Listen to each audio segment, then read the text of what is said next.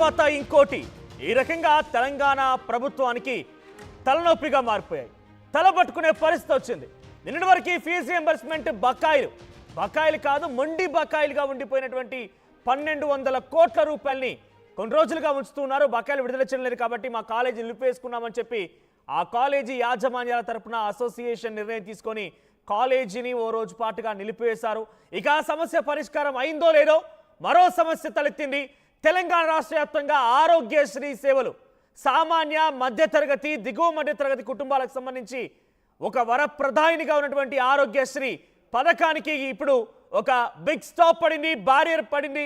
ఇక ఆరోగ్యశ్రీ పథకానికి సంబంధించి పెండింగ్ నిధులని విడుదల చేస్తే కానీ మేము ఆరోగ్యశ్రీ పథకానికి సంబంధించినటువంటి ఆ రోగులని చికిత్స అందించమని చెప్పి Telangana Aarogyasri networking hospitals association తేల్చేసింది. ఈరోజు అర్ధరాత్రి నుంచి ఆరోగ్యశ్రీ నిధులు ఆరోగ్యశ్రీకి సంబంధించినటువంటి సేవలు నిలిపివేయబోతున్నారు ఆ హాస్పిటల్స్ యాజమాన్యం. సో ఈ నెల పలుమార్లు ఇప్పటికే అటు ప్రభుత్వం తరఫున వాళ్ళు వినిపించారు. ప్రభుత్వాన్ని తమ గోడు వెళ్ళబుచ్చుకున్నారు. 1400 కోట్ల రూపాయలు, ఒకటి కాదు రెండు కాదు, 1400 కోట్ల రూపాయలు పెండింగ్లో ఉన్నాయట. ఈ 1400 కోట్ల రూపాయలను చెల్లిస్తే కానీ మేము తిరిగి మళ్ళీ వైద్యం చేయము, ఆ ఆరోగ్యశ్రీ ద్వారా వచ్చేటువంటి ఆ రోగులని పట్టించుకోమని చెప్పి తానా చెప్తోంది Telangana Aarogyasri network hospitals association. So pending ఉన్నటువంటి బకాయిల కారణంగా ఈరోజు రాత్రి నుంచి వారు నిలిపివేయబోతున్నారు. సో 40 రోజులుగా చెల్లించాల్సిన బిల్లు దాదాపుగా సంవత్సర కాలమైనా కూడా ఒకసారి మనం ఒక ట్రీట్మెంట్ చేసుకుంటే మన పేరిట ఆరోగ్యశ్రీ పథకానికి పేరిట ప్రభుత్వం 40 రోజుల్లో ఆయా హాస్పిటల్ నెట్వర్కింగ్ హాస్పిటల్కి డబ్బులు చెల్లించాల్సి ఉంటుంది. కానీ అలా కాకుండా 400 రోజులైనా అంటే ఏడాది కాలమైనా కూడా ఆ పెండింగ్ బిల్లుల్ని చెల్లించకపోవడం మూలంగా మేము ఆసుపత్రులు నడిపించలేకపోతున్నామని చెప్పి ఆ ఆసుపత్రి యాజమాన్యాలు చెప్తున్నాయి. సో ఈ ట్రస్ట్ అధికారులతో చర్చలు జరిపినప్పటికీ ఆరోగ్యశ్రీ మరియు ఆరోగ్య శాఖ మంత్రితో చర్చలు జరిగినప్పటికీ ఎటువంటి ఫలితం లేదు అని చెప్పి ఆ హాస్పిటల్స్ యాజమాన్యాలు చెప్తున్నాయి. ఇవన్నీ కూడా ఆర్థిక భారం అయిపోయాయి. ఈ భారాన్ని మోయలేకపోతున్నాము.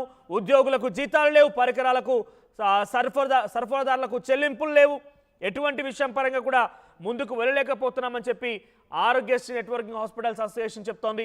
2 తెలుగు రాష్ట్రాల్లో కూడా ఇదే పరిస్థితి. అటు ఆంధ్రప్రదేశ్లో కూడా ఇప్పటికే డెసిషన్కి వచ్చారు. ఈరోజు అర్ధరాత్రి నుంచి సేవలు నిలిపివేస్తున్నారు. ఇటు తెలంగాణ వ్యాప్తంగా కూడా ఈరోజు అర్ధరాత్రి నుంచి సేవలు నిలిపివేస్తున్నారు. సో ప్రస్తుతానికి ఆరోగ్యశ్రీ సేవలు నిలిపివేయడంతో ఒక్కసారిగా అటు సామాన్య మధ్యతరగతి దిగువ మధ్యతరగతి పేదరికంలో కుటుంబాల మొత్తం కూడా డెఫినెట్గా రోగాలు వస్తే వారికి అనారోగ్య బారిన పడితే అత్యవసర కొంత ట్రీట్మెంట్ కావాల్సి వస్తే ఏం చేయాలో దిక్కుతోచక వారంతా కూడా కొంత ఆందోళన చెందుతున్న పరిస్థితి కనబడుతోంది. 1400 కోట్ల రూపాయల బకాయిలు ఒకదాని తర్వాత ఒకటి తెలంగాణ రాష్ట్ర ప్రభుత్వానికి మొండి బకాయిలు పట్టుకొని ఉన్నాయి. సో గత 10 ఏళ్ల పాటుగా ఈ రకంగానే 1-2 సార్లు ఆరోగ్యశ్రీ సేవలకు సంబంధించి నిలిపివేస్తున్నామని చెప్పుకొచ్చారు. ఈ ప్రభుత్వం ఏర్పాటైన తర్వాత గత ఏడాది కూడా ఈ రకంగా నిలిపివేస్తున్నామని చెప్పుకొచ్చారు. అంతలోనే ప్రభుత్వం వారితో చర్చలు జరిపి అంతా సద్దుమణిగించినట్టుగానే భావించి కొన్ని రోజుల పాటు కొనసాగినప్పటికీ మళ్ళీ ఇప్పుడు ఆరోగ్యశ్రీ సేవలు నిలిపివేస్తున్నామని చెప్పి ఇటు ఆరోగ్యశ్రీ నెట్వర్కింగ్ హాస్పిటల్స్ తెలియజేయడంతో ప్రభుత్వం కూడా తలబట్టుకుంది. ఉన్న పలంగా అటు విద్యార్థులకు సంబంధించి ఇటు వైద్యానికి సంబంధించినటువంటి రంగంలో కూడా ఆరోగ్యశ్రీ సేవలు. సో విద్యా వైద్య రంగాలకు సంబంధించినటువంటి చాలా కీలకమైనటువంటి ఫీజు రియంబర్స్మెంట్ అండ్ ఇటు ఆరోగ్యశ్రీ సేవలు నిలిపివేయడంతో ఒక్కసారిగా ప్రభుత్వం తలబట్టుకుంది. విద్యారంగానికి సంబంధించి ఫీజు రియంబర్స్మెంట్ సమస్య కొంత సద్దుమణిగింది. నిన్న చర్చలు జరిగాయి.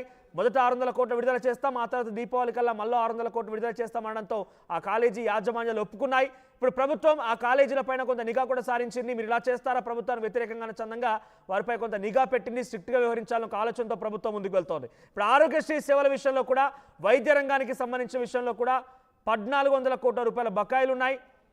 40 రోజుల్లో ఒక రోగికి చికిత్స చేస్తే ఆ తర్వాత మాకు రావాల్సిన డబ్బులు 40 రోజులు రావాల్సింది కాస్త ఏడాదైనా 400 రోజులైనా కూడా మాకు రాకుండా పోతున్నాయి. సో మేము ఆసుపత్రులు నిర్వహించలేకపోతున్నాం, మేనేజ్ చేయలేకపోతున్నామని చెప్పి ఆ ఆసుపత్రులు మొత్తం కూడా ఒక డిసిషన్కి వచ్చాయి. సో ప్రస్తుతానికి ఇది హాట్ టాపిక్గా మారింది.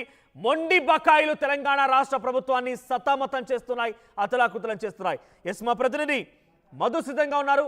మధు, సో తెలంగాణ రాష్ట్ర వ్యాప్తంగా Telangana Aarogyasri networking hospitals association ఈ నిర్ణయం తీసుకుంటుంది.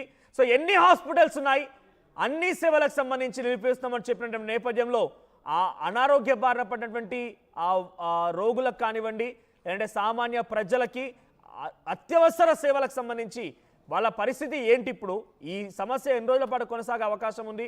ఎప్పుడు ప్రభుత్వం దీని గురించి ఈ బకాయిలు తీర్చబోతోంది? ఎగ్జాక్ట్లీ తెలంగాణ ఆరోగ్య